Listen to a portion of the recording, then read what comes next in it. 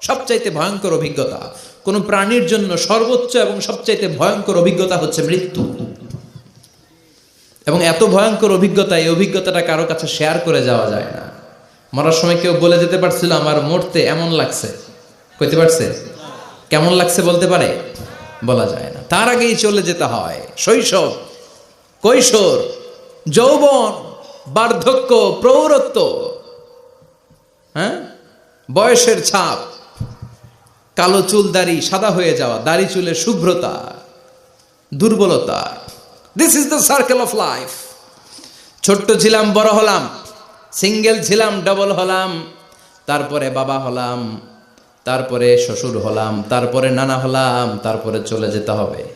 This is the circle of life. বিশ্বনবী বললেন আমার উম্মতি মা বাইনা সিত্তিনা ইলা সাবঈন, আমার উম্মতের গড় বয়স হলো 60 থেকে 70। এই উম্মতের গড় বয়স কত? 60 থেকে 70। ওয়া আকাল্লুহুম মাইয়াজুজু জালিক, অল্প কিছু মানুষ আছে যারা 70-এর বেশি হায়াত পায়। এখানে 70-এর বেশি আছেন কারা? হাত তোলেন দেখি তো। কয়জন? একজন, দুইজন, তিনজন। মাশাআল্লাহ, আল্লাহ আরো হায়াত দেখ। আল্লাহ এদেরকে আরো হায়াত দারাজ করুক। চিল্লায় বলেন আমিন।